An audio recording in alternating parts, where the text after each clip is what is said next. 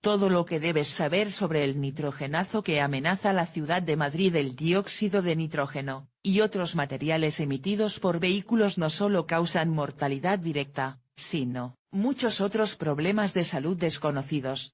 Su control es clave para evitar el deterioro. Tú puedes decidir si fumas o no, lo que no puedes elegir es respirar o no. Con esa contundencia se expresa Julio Díaz, científico titular de la Escuela Nacional de Sanidad del Instituto de Salud Carlos III de Madrid. Este experto en contaminación atmosférica prefiere no entrar a valorar la medida concreta establecida este viernes por el Ayuntamiento de Madrid, la prohibición de aparcar en el centro de la ciudad, pero reflexiona en voz alta: como no podemos controlar la atmósfera, tendremos que manejar las emisiones. Y si su principal fuente es el tráfico, habrá que controlar este fenómeno. Paco Segura, coordinador de la ONG Ecologistas en Acción, sí que entra al trapo de la valoración específica. No solo se reduce el número de coches en circulación, sino que se envía un mensaje muy importante al conductor: lo que sale del tubo de escape no es inocuo. Pero, ¿qué es exactamente ese dióxido de nitrógeno del que tanto se habla? ¿En tan malo como lo pintan? ¿Sirve de algo alejarse de él? El Español intenta responder a estas y otras preguntas. ¿Qué es el dióxido de nitrógeno? Lo primero que hay que decir es que el dióxido de nitrógeno es un gas. Lo segundo, que tiene un apodo y se conoce también como NO2. Pero el Instituto Nacional de Seguridad e Higiene en el Trabajo, INST, va más allá y se atreve a definirlo hasta físicamente: gas marrón rojizo, de olor acre, más denso que el aire y que se puede absorber por inhalación, reza en sus fichas internacionales de seguridad química. ¿De dónde sale?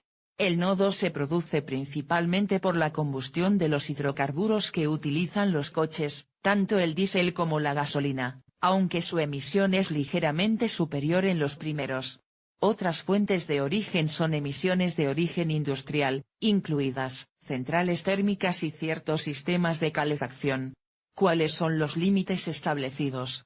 El valor del umbral de alerta para el dióxido de nitrógeno está establecido en 400 microgramos por metro cúbico durante 3 horas consecutivas en lugares representativos de la calidad del aire.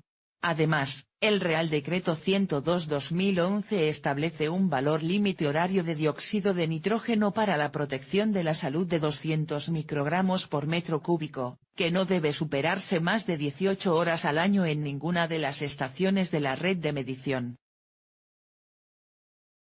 Por último, la Unión Europea establece un límite de 40 microgramos por metro cúbico de concentración media durante un año. ¿Es el único contaminante peligroso? No. Según Díaz, de hecho, aunque ahora se hable tanto del nitrogenazo, existe un componente mucho más perjudicial para la salud: las partículas materiales de diámetro inferior a 2,5 micras, también conocidas como PM2,5, son especialmente peligrosas, porque son muy pequeñas y no se quedan a nivel de los bronquios, sino que pueden llegar al torrente sanguíneo y tener un efecto mucho mayor, desvela el experto.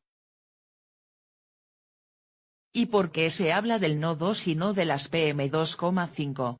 La razón es sencilla: los límites sobre emisiones de dióxido de nitrógeno son diarios, mientras que los de las PM2,5 están basados en la media anual, según las recomendaciones de la Unión Europea. Por este motivo, el Ayuntamiento de Madrid solo usa este último como baremo para aplicar la alerta anticontaminación. En cualquier caso, los expertos tienen claro que la reducción de emisiones de material particulado está ligada a la del dióxido de nitrógeno. ¿Cuáles son los efectos para la salud? Según Díaz, hasta ahora se creía que la contaminación, especialmente la producida por PM2,5, pero también la del NO2, era perjudicial para personas con enfermedad de base o ancianos. Sin embargo, en los últimos años se ha visto que también influyen en variables adversas al nacimiento, que influyen en el desarrollo fetal. Se ha visto, por ejemplo, que existe una relación entre partos prematuros, y bajo peso al nacer y la emisión de PM2,5. De hecho, un estudio demostró que, tras las medidas restrictivas para reducir la contaminación impuestas por el gobierno chino durante los Juegos Olímpicos de Pekín, los niños que estaban en el 8º mes de gestación nacieron con mayor peso que en épocas anteriores. Además de estos efectos, distintos estudios han relacionado las emisiones provenientes del tráfico con numerosas dolencias, asma, alergia, ansiedad, depresión, autismo y hasta cáncer de mama. Según datos de Eurostat, las enfermedades respiratorias constituyen la tercera causa de muerte en la Unión Europea, aunque lo achaca a la edad. Al contrario que en NO2, con el que la diferencia no es significativa, la emisión de PM2,5 es mucho más elevada en los coches diésel que en los de gasolina. Nos dijeron que eran vehículos poco contaminantes, y en realidad lo son más que su alternativa, destaca Díaz. ¿Es mejor vivir en el campo que en la ciudad? Díaz comenta que esta es una pregunta difícil de contestar, pero que se podría equiparar a la cuestión de si fumar aumenta el riesgo de cáncer de pulmón. La respuesta es sí. Sin embargo, el experto advierte de que no está claro si ese ambiente rural tiene deficiencias en otros aspectos, como menos posibilidades de asistencia en caso de una enfermedad. Además, el campo dista de ser inocuo. En verano, por ejemplo, el ozono troposférico, un componente que se forma a partir del NO2, se suele acumular a 60 kilómetros o más de los entornos urbanos. En principio, es mejor el ambiente rural, pero todo tiene sus pros y sus contras, comenta. ¿Qué podemos hacer para proteger nuestra salud? La primera medida es no coger el coche, pero ¿hay algún consejo más? Díaz recomienda no hacer deporte al aire libre, y mantener las ventanas cerradas para que no entre la porquería. ¿Merece la pena llevar mascarillas? La respuesta es no, al menos, si nos referimos a las mascarillas que venden a un precio accesible en las farmacias, por las que se cuelan partículas de cualquier tamaño, el NO2 y más gases. Para protegernos del dióxido de nitrógeno tendríamos que parecer los soldados imperiales de la Guerra de las Galaxias, bromea Díaz. ¿Tiene algo que ver la temperatura? Que se hable tanto ahora de la contaminación no tiene mucho que ver con que haya cambiado la situación del parque móvil en Madrid. El culpable es un anticiclón que está situado en el centro de Europa y que impide que se dispersen los gases a las capas altas de la atmósfera. Si echas la misma cantidad de porquería, pero la tienes tapada, la concentración es mayor que si quitas esa tapa y los contaminantes pueden subir. Si hay viento que barra la atmósfera, la polución se dispersa, comenta el experto del ISCIGI. ¿Sirve reducir la velocidad de conducción? Según Ecologistas en Acción, algo se reduce la contaminación tanto con la reducción de la velocidad de conducción como con las restricciones en el aparcamiento. Sin embargo, las medidas no son suficientes. Segura comenta a El Español que la segunda medida es la más importante. ¿Han funcionado en otros sitios? Sí, durante el gobierno del tripartito en Cataluña, la Generalitat aprobó un plan de calidad del aire que obligaba a reducir la velocidad del tráfico a un máximo de 80 km por hora en las principales vías del área metropolitana de Barcelona. Se logró reducir la contaminación en un 7% y la siniestralidad en un 40%, recuerda Segura. Este responsable de Ecologistas en Acción denuncia que el protocolo madrileño, PDF, para afrontar episodios de alta contaminación por NO2, aprobado en marzo por el equipo de Ana Botella, plantea actuaciones cuando se dan niveles disparatados.